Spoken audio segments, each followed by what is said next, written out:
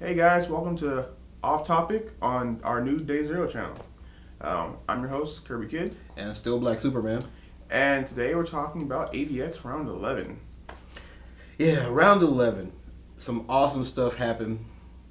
The most awesome stuff happened, actually, that's happened so far to date. But for all the fans of the Jade Giant, the man who has been advertised since episode 1 and never shown up. Yeah, he finally showed up. It was amazing. And they took the entire team to go recruit him. Why? Well, probably because they're afraid. Yeah. I mean, this is the Hulk. And notice, they've had the Red Hulk the whole time, and he's done nothing. Yeah, and he stood back, like, in the shot where they show him recruiting the Hulk, the Red Hulk is standing back there just kind of looking pitiful. Yeah. I love it. Because they need an out-of-control rage monster. Yeah, this kind of stuff, so. Not some general with flame powers. Exactly. I thought it was cool. Hulk really got, like, one hit in on Emma Frost, and that was, like, all he needed. Which is beautiful. I mean, you know, we saw the Avengers movie. Yeah. And how he kicked the crap out of Loki, and then Loki basically was gone the rest of the movie. Right. It was like that. It was like that, yeah.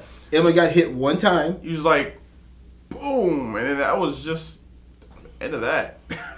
Until, you know, Scott. Yeah. Yeah. Now, let's talk about Scott Summers. Okay, well. This whole chapter was about him.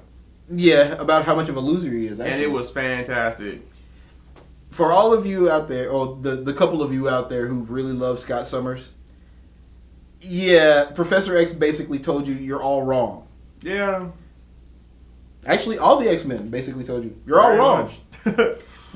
Yeah, you know, Scott has made some really bad life choices, and they've all culminated into this one moment with super bad choices. Yeah, and now we know that he is the Dark Phoenix. Which hopefully means he dies. Yeah, hopefully. I mean, because like it's never turned out well for anyone else. Well, okay. All one other person. Yeah, I mean, you know, to be fair, it's only been Jean Grey, and well, no, I mean, it turned out okay for her. She's been killed. She's been cloned. She's flown out into space and blown. Oh well, no, I guess it was no. bad. It's always bad. Plus, she's a lot more powerful and much more useful than Cyclops is. So she couldn't handle it. Okay, well, he's done. He's done. But let's talk for a second about the X-Men, you know, as they pitifully walk up to the Avengers and say how wrong they were. Yeah. You know, we're sorry. We kind of ruined the whole world because we're stupid. Yeah, we followed the wrong guy. And then they're all like telling Professor X read their minds so that he can understand that they're really mean that you know, they're on the side. And he's like, no, I already did that. You know, the Professor is way cooler right now than I think he's ever been. Yeah. He's actually doing stuff and he's standing up. Literally. Oh, speaking of that though, Scott Summers he's hit an all-time low when he said all he did was sit there in that chair all those years. Because he wanted to, right? That was his life choice. I want to sit here in this wheelchair. Yeah, with my legs not working. Right. That's what I chose to do. Yeah, Mr. I can't aim straight. Yeah. But then Professor X says, "Sit down, boy." Yeah. Yeah. You know, that was beautiful. Yeah, like. So he called him son a couple of times, and then he's like, "You know what? Sit down, boy." That was talking to him like a dog. It was wonderful. It was fantastic. This has got to be the best X-Men story ever. Yeah, and then he now Professor X may be on fire. He may be dead. Maybe dead. I mean, he'll be back. I mean, he'll just decide to come back because that's what happened this time, I guess. Yeah, he just walked back on. He's like, yeah. I'm the professor. I'm here. Deal with it. Yeah. You know, so I mean, but in this story, this particular story, the most epic lines about Scott Summers ever. They've all been said. Like I love Thor's line a while back. You know, he's like, you know, stand down, boy, or I'll tear open the sky. Him called down the thunder. And I'm like, yeah, that's why we like you, Thor. But, you know, the Hulk only had one line in this whole thing. Yeah. And it was still epic. Now, you may not think it was epic, you know, for those of you who get the free codes, but I thought it was epic.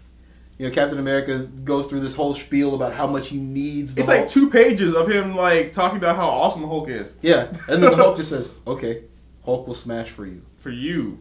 Yeah, for Captain America. Not for everyone behind you. Because they're jerks.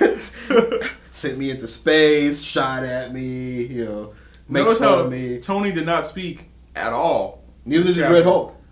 They just stayed back there and stayed quiet because they want to live.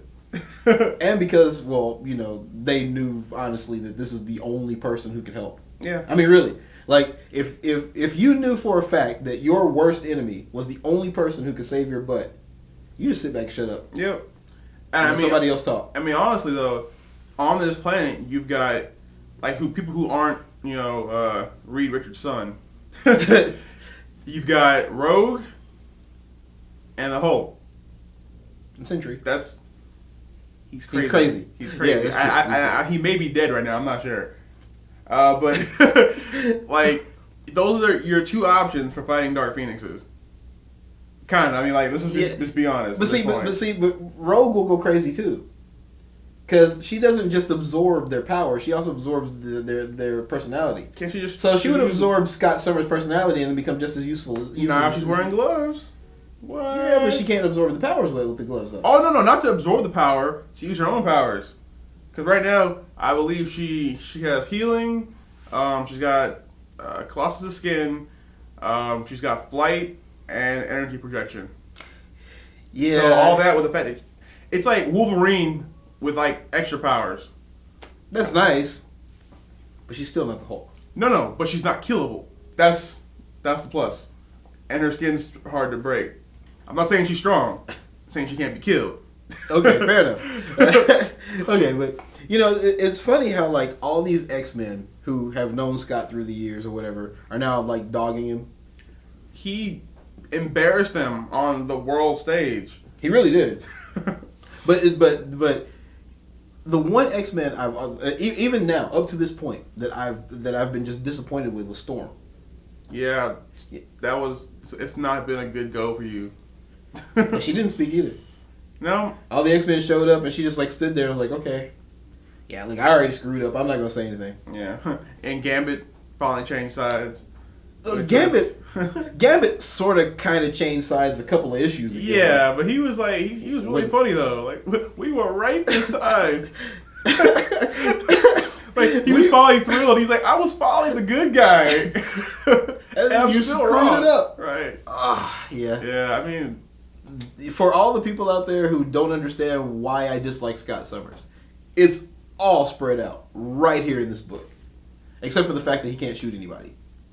Which, he hit Professor X, but he didn't hit him with his eye beams. He hit him with Phoenix powers. Yeah, which probably is auto aim. I would assume. Yeah, and it probably also spreads out over, a quarter mile. Right.